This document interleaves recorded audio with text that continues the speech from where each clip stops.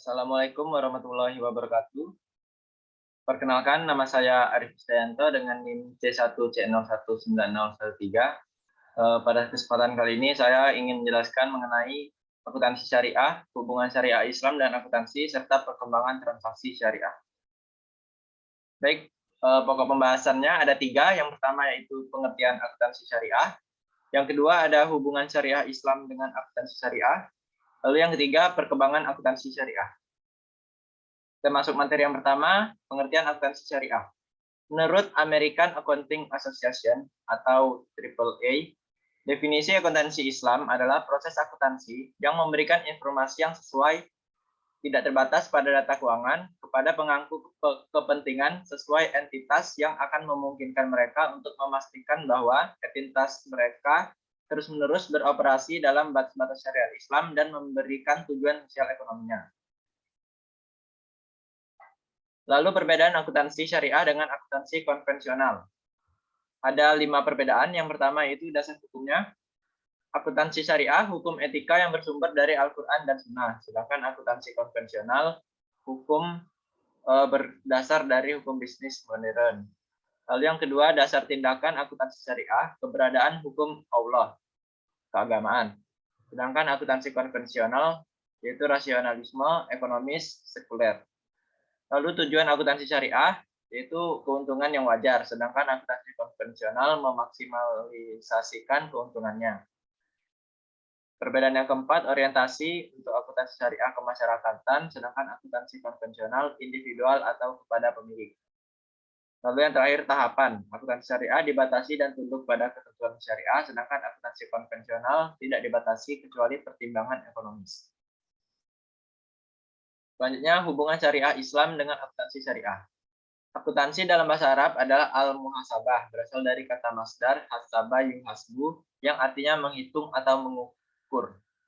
Jika kata muhasabah dikaitkan dengan iktisab dan citranya dikaitkan catatan, maka artinya adalah perbuatan seseorang secara terus-menerus sampai pada pengadilan akhirat dan melalui timbangan atau mizan sebagai alat pengukurnya, serta Tuhan sebagai akuntannya.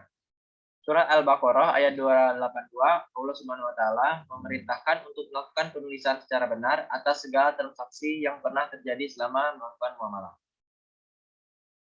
Akuntansi syariah adalah bidang akuntansi yang menekankan pada dua hal, yaitu akuntabilitas dan pelaporan, di mana keduanya sesuai dengan ketentuan syariat Islam.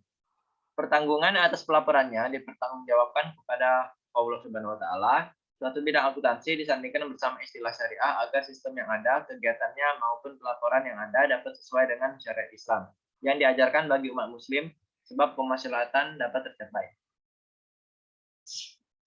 Secara umum, prinsip akuntansi syariah adalah sebagaimana uraian yang terdapat dalam surah Al-Baqarah ayat 282, di mana ada tiga prinsip, yaitu prinsip pertanggungjawaban, prinsip keadilan, dan prinsip kebenaran.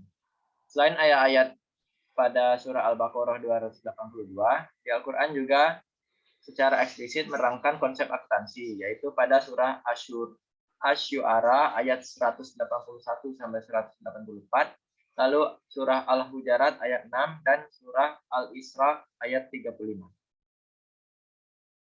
Perkembangan akuntansi syariah. Perkembangan pesat terjadi dalam kegiatan usaha dan lembaga keuangan, seperti bank, asuransi, pasar modal, dana pensiun, dan lain sebagainya, yang berbasis syariah. Dalam 3 dekade terakhir, lembaga keuangan telah meningkatkan volume dan nilai transaksi berbasis syariah yang tentunya meningkatkan kebutuhan terhadap akuntansi syariah. Selanjutnya, perkembangan pemikiran mengenai akuntansi syariah juga makin berkembang. Hal ini ditandai dengan makin diterimanya prinsip-prinsip transaksi syariah di dunia internasional.